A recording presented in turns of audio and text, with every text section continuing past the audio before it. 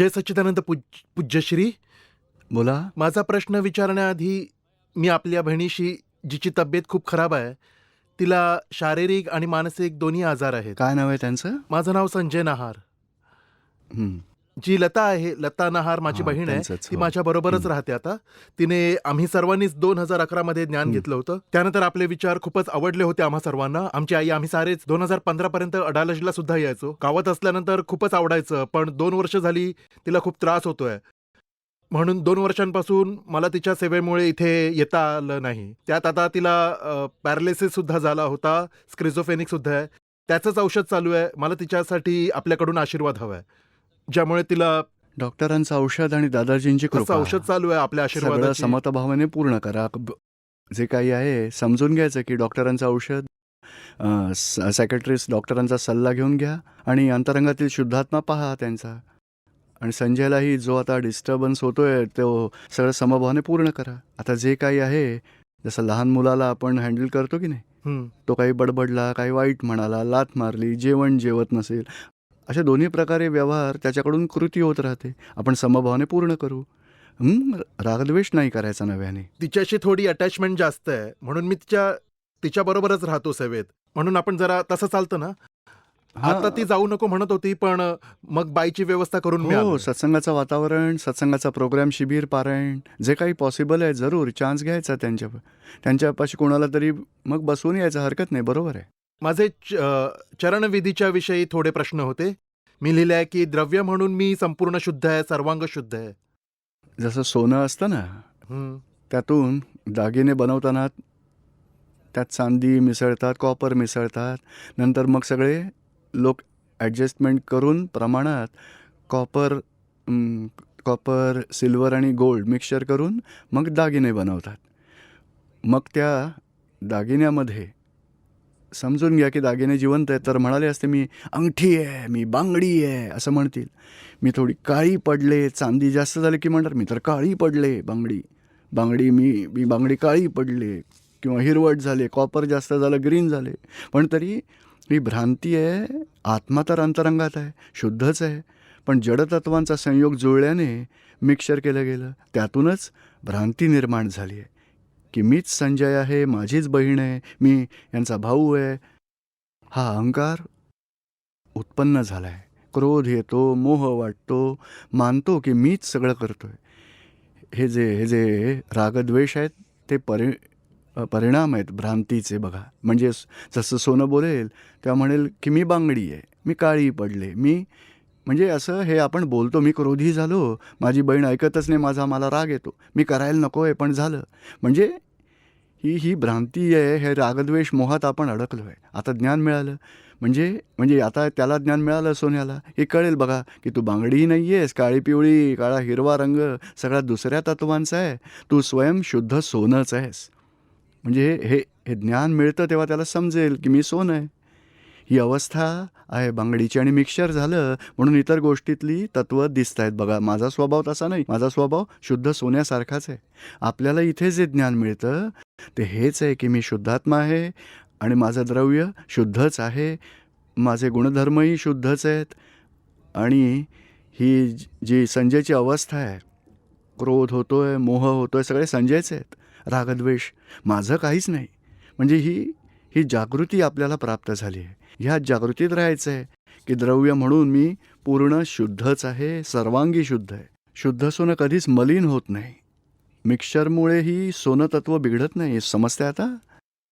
पण मला कधी कधी असंही वाटतं की म्हणजे प्रॅक्टिकली विचार करताना असं वाटतं की माझे जे प्रयत्न करतोय की मी ते थोडे प्रयत्न कमी पडतायत. म्हणजे चांगले डॉक्टर्स नाही मिळत नाही, किंवा त्या काहीतरी. व्यवहारातल्या गोष्टी आहेत त्या पूर्ण करा.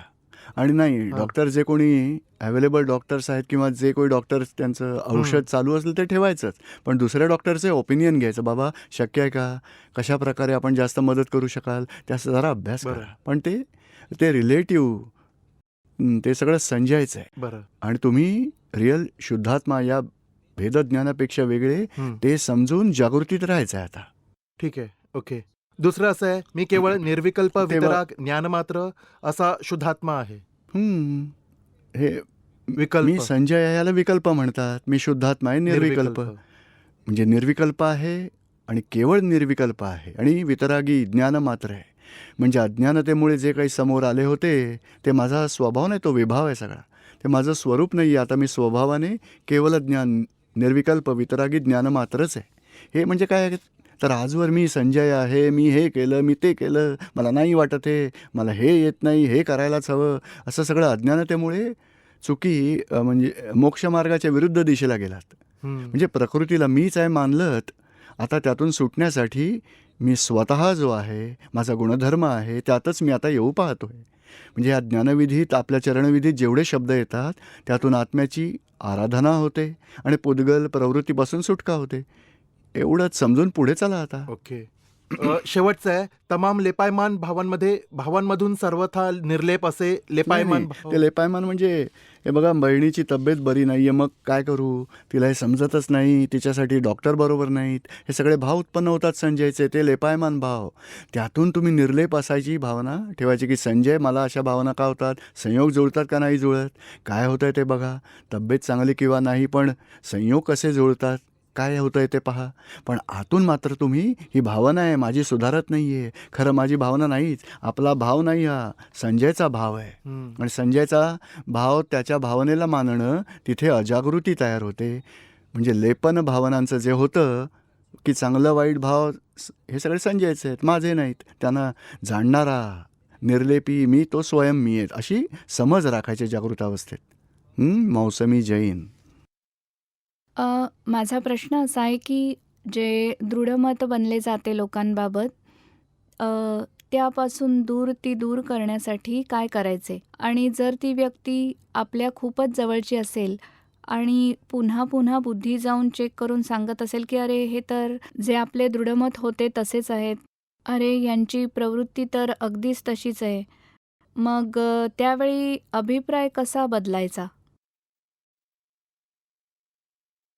त्यासाठी खूप स्ट्रॉंग निश्चय करायला हवा की मला माझ्या अभिप्रायातून सुटायचं आहे. ही बुद्धी अभिप्राय देते आहे, ते वर्तन पाहून, आचरण बघून देते नाही का. आपल्याला कधी क्रोध येतो का कोणावरती? हां. मग कोणी अभिप्राय दिले, ही तर फारच रागीट आहेत, म्हणजे तुम्ही खरोखरच खूप रागीट कायमच्या असता का? नाही. उलट क्रोध येत असतानाही आतून पश्चाताप होतो की अरे रे, असं झालं, आणि लोक काय म्हणतात, बघा रागीट आहे. म्हणजे तुम्ही आतून रागीट आहात का आतून पश्चाताप दग्ध आहात?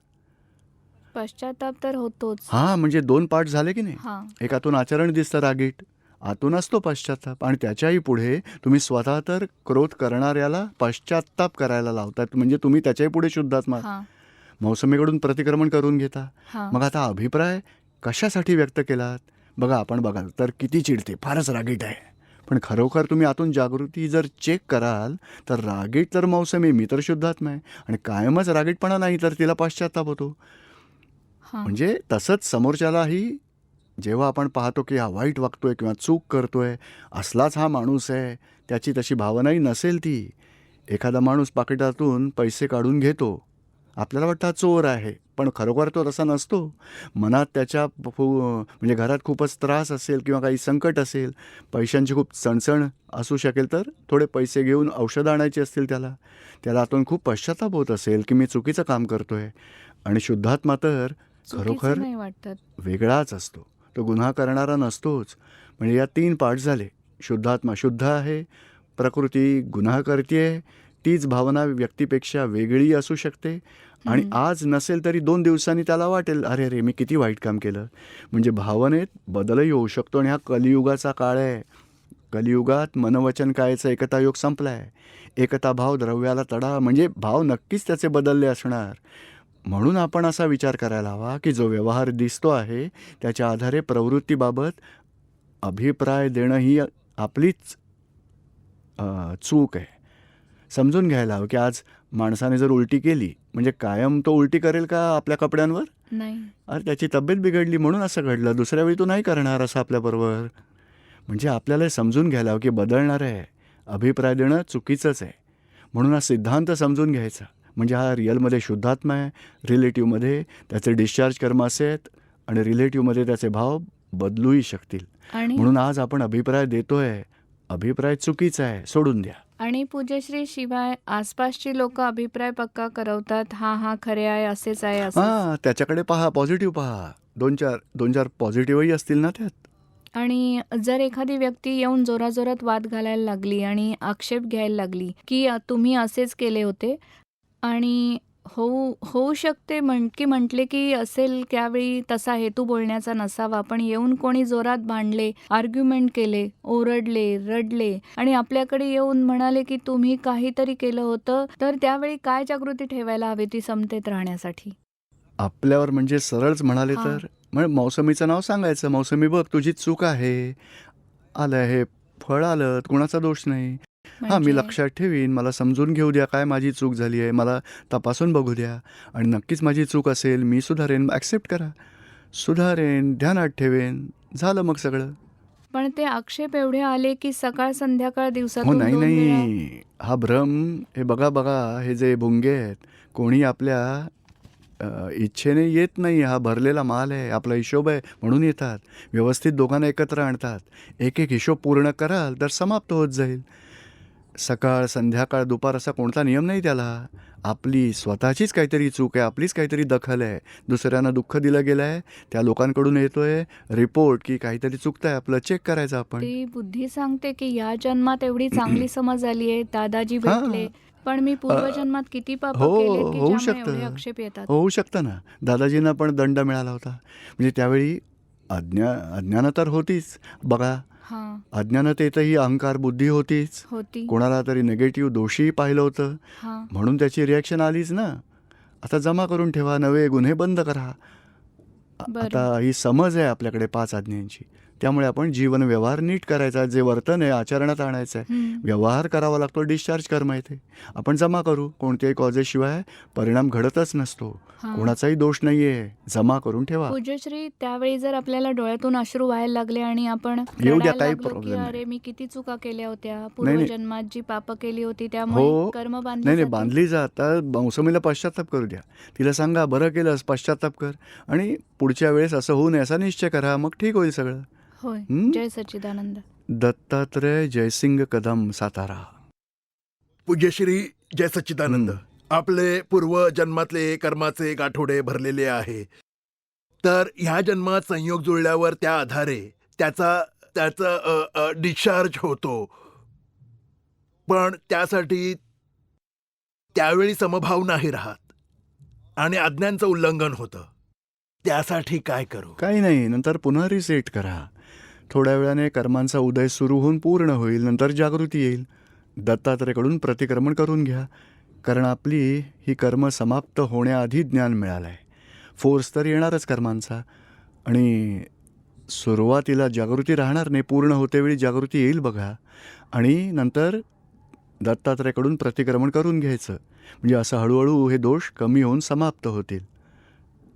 समजते का आता? त्यासाठी चेक करायचं, कोणत्या आज्ञेत चूकभूल झाली, कोणते दोष उभे राहिले, कोणते कषाय उत्पन्न झाले, कसं समोरच्याला कसं दोषी बघितलं गेलं, ते सगळं सामायिकमध्ये पाहायचं आणि निर्दोष मानायचं. आपण शुद्धात्मा गुन्हा करतो का? प्रकृतीचा भरलेला माल तोही दोषी नाही. म्हणून आपल्याकडे जो चूक म्हणून पाहतो, आपलेच कषाय त्यांना दोषी ठरवतात. त्या कषायांचे प्रतिक्रमण प्रत्याख्यान करून घ्यायचं, तेवढे दोष मग कमी होतील. जेव्हा दोष दिसतील तेव्हा प्रतिक्रमण हां. करायचं. जय सच्चिदानंद. जय सच्चिदानंद. पूज्यश्री सागर, बोला. 5 आज्ञा ज्या असतात त्या प्रज्ञेच्या अधिकारात असतात का बुद्धीच्या अधिकारात असतात? ज्या कशात असतील पाळत राहा, रिझल्ट हळूहळू मिळेल. ओके. हां, तुम्ही समजून घ्या आधी चांगल्या प्रकारे हं. आणि का पालन करायचं तेही समजून घ्या, कसं पालन करू शकू तेही समजून घ्या. सत्संगाच्या वातावरणात राहा, दादाजींची ज्ञानवाणी वाचत राहा आणि हळूहळू सेटिंग करत राहा. आणि जेव्हा भोगवटा येईल, कधी सफरिंग येईल, तेव्हा समजून घ्यायचं की पुन्हा ज्ञान सेट करायची ओके. गरज आहे. हां, हां, हां. समजतंय ओके. आता तुम्हाला? हां, हां, हां. भावना जोशी, औरंगाबाद. मला 5 आज्ञाविषयी विचारायचं हं. होतं. 5 आज्ञांचं पालन करण्यात आपण कधी-कधी चूक होते. त्यासाठी आपण काय करायला हवे? खूप छान. चूक होते हे कळणं तरी खूप चांगलंच आहे. पुन्हा रिसेट करायचं, निश्चय करायचा, 5 आज्ञांमध्ये राहायचं आहे. जी चूक भूल झाली आहे त्याचं प्रतिक्रमण करा. हे दादा भगवान, आपल्या आज्ञा पाळण्यात चूक झाली, क्षमा असावी, मला क्षमा करावी, अशी चूक न करण्याची मला शक्ती द्यावी. मग हळूहळू ही शक्ती वाढेल. पूज्यश्री, शक्ती तर मागतेच, पण तरीही कधी-कधी दुःख हो, होतेच. म्हणजे दुःख झालं तर प्रतिक्रमण करून घ्यायचं भावनाकडून. आणि फाईल नंबर 4च्या विषयी विचारायचे हं. होते. ती आता CS करतीये आणि पेपर द्यायच्या वेळी तिला खूप टेन्शन येते. तिला सांगायचं, दादा भगवानांवर सोपवून दे, 10 मिनिटं असीम जय जयकार कर आणि प्रार्थना नावाचं पुस्तक आहे, घेऊन जा. त्यात खूपच चांगली प्रार्थना लिहिली आहे. दादा भगवान, माझा सर्वोत्तम असा अभ्यास हो, अशी शक्ती द्या, सगळं मागितलं आहे. मग शक्तीची प्रार्थना करायची आणि असीम जय जयकार करायचा. दादा भगवानांकडे शक्ती मागायची. खूप चांगला अभ्यास होईल, परीक्षाही चांगली देऊ शकेल, रिझल्टही चांगला येईल. जय स जय सच्चिदानंद. चला, सामायिक हा विषय घेऊया आता. 5 आज्ञांमध्येच राहायचं आहे, हा मुख्य निश्चय दृढ करून चालायचं आहे. आणि 5 आज्ञांचं पालन होत नसेल तर, नाही का, समजा कोणी म्हटलं माझ्या डोळ्यात अश्रू आले म्हणजे मी तर ज्ञानात कुठे आहे असं होतं, पण खरोखर डिस्चार्ज कर्माचा इफेक्ट तर होणारच आहे ना. म्हणून तो व्यवहार, त्या आचरणात फरक पडणार. कायमच आपण कोणत्याही फाईलशी व्यवहार करताना समभावाने निकाल करायचा आहे. आणि हो न हो, जरी आचरण सुधारलं तरी ते सुधारलं नाही तरी दुःखी व्हायचं नाही. आपला निश्चय ठाम ठेवायचा की आचरणातून आपल्या डिस्चार्ज कर्माचा एक लेअर गेला, पुन्हा खटके उडणार, समभाव राहणार नाहीत, ॲडजस्टमेंटही होऊ शकणार नाही. पण भाव ठेवायचा की 100% समभावाने निकाल करायचा आहे, कोणालाही दुःख पोचवायचं नाही आहे. पण तरीही दुःख दिलं गेलं व्यवहारातून, मग असं 3-4 वेळा, 10-12 वेळा झालं, 10-15 वेळा जरी झालं तरी आपली बुद्धी काय करते, आपण स्वतः सुधारत नाही. मरू दे, आता ज्ञानात राहायचंच नाही. अरे, असं नाही करायचं. भाव ही वेगळी गोष्ट आहे आणि आचरण वेगळी गोष्ट आहे. समजा 300 फूट पाईपलाईन आहे, 3 इंच रुंदीची.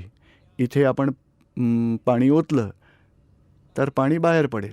आता आपण बदलून जर दूध ओतणं चालू केलं तर दूध त्वरित येईल का? तर नाही. आधी 300 फुटातून पाणी बाहेर पडेल, नंतर दूध येईल. म्हणजे भावना आपली सुरुवातीला आहे की कोणालाही दुःख पोचवायचं नाही आहे, एकेका फाईलचा समभावाने निकाल करायचा आहे. आणि आचरणात येतं ते जुने बांधलं गेलेलं, ते डिस्चार्जमध्ये बाहेर पडत राहील.